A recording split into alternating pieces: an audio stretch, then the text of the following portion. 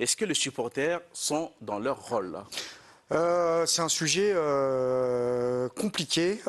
C'est difficile de pointer ou de stigmatiser en particulier les supporters. Pour moi, il y a le fond et la forme. Moi, je trouve que Marseille, c'est une ville passionnée, c'est une ville de football. Le club et la ville ne font qu'un. C'est son histoire, c'est comme ça. C'est un peu comme Naples en Italie. Certains peuvent le dénoncer, peuvent dire que c'est une cogestion entre les dirigeants et les supporters. Mais qu'on explique un peu à nos téléspectateurs. En gros, Marseille, il y a un héritage de l'ère tapis où les supporters sont associés à la gestion du club, notamment via les abonnements où ils prennent une partie. Donc il y a des gens qui sont salariés. Donc l'environnement de la ville, il est dans le club et c'est comme ça depuis une trentaine d'années. Vous me dites c'est une cogestion.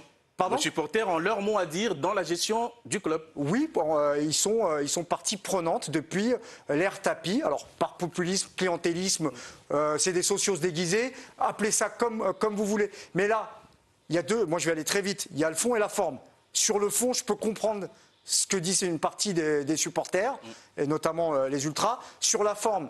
Pour l'instant, c'est parole contre parole. S'il y a eu des actes.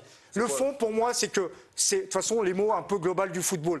Quand vous avez un club, vous avez besoin de vous identifier, vous avez besoin d'avoir une notion d'identité. Quand tu es supporter de l'Olympique de Marseille, quand tu es à Marseille, ce que tu espères, c'est voir ton équipe progresser, s'améliorer et gagner. Si à chaque fois, à chaque intersaison, Marseille, ça devient un aéroport et que tu ne peux plus t'identifier à aucun joueur, qu'il y a 15 joueurs qui partent et 15 autres qui arrivent, tu as le droit de poser des questions et c'est des interrogations qui sont légitimes. Ensuite, pour les supporters de l'Olympique de Marseille, il y a aussi une partie, en tout cas, un sentiment de dépossession, puisqu'ils ont l'impression que, eux, ils espéraient l'Arabie Saoudite pour racheter le club, ils ont l'impression que c'est l'Italie-Espagne maintenant, parce que le club, il y a de moins en moins de Marseillais au sein du club.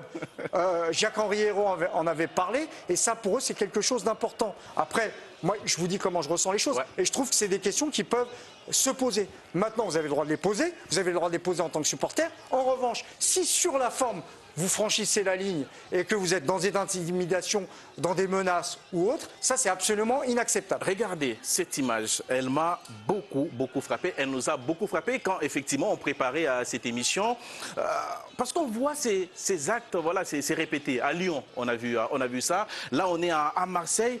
Hein, ces sortes d'actes de contrition, les joueurs sont presque humiliés par les supporters. Est-ce qu'on n'est pas dans l'excès du supporterisme là? Non, mais le football, c'est fourvoyer. Les dirigeants font n'importe quoi de tous les clubs, par facilité ou par peur. Mais c'est honteux. Non, mais parce qu'on parle du contexte particulier à Marseille. Mais alors on va dire contexte particulier à Lyon. Quand on insulte les parents de Barcola, ouais, non mais c'est des ultras, ils veulent s'identifier à Barcola. On insulte sa mère, on insulte son père, on insulte toute sa famille.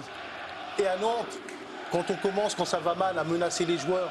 Mais le problème, alors il n'est pas de Marseille, c'est que tous les dirigeants de club, ils ont donné ça, et maintenant on leur a pris ça. C'est-à-dire. Et là, ce n'est pas qu'en France. Hein. Là, on a vu des exemples en France, mais là, on est en Italie. Mais là, on va parler en France. Mais pourquoi déjà, à la fin d'un match, on vient voir les ultras particulièrement? Moi, je pense qu'il est logique de venir au milieu du terrain et saluer tout le public. Mais pourquoi une relation particulière avec les ultras? Mais moi, j'avais bien aimé Thomas Tuchel l'an dernier. Les ultras à Paris. Mais moi, ils avaient dit, comment dirais-je, excusez-vous pour perdre, parce que vous avez perdu contre United. Mais Tuchel, il avait dit, mais je vais m'excuser de quoi? J'ai fait mon boulot, je l'ai peut-être. Mais on marche sur la tête. Et vous êtes un peu sur la même ligne que Pioli. Pioli, il a dit qu'il n'avait pas à s'excuser pour avoir perdu le derby de la Madonnina. Je veux dire, ce qui s'est passé là, mais c'est très grave, il ne faut pas minimiser. Mais ça se passe dans tous les clubs. Par facilité, ils ont fait semblant de regarder ailleurs. Mais moi, joueur de Lyon, on insulte les parents du petit Barcola. Et le lendemain, avec les mêmes, vous allez les... Non mais ça ne vous paraît pas illogique? La différence qu'il y a aujourd'hui.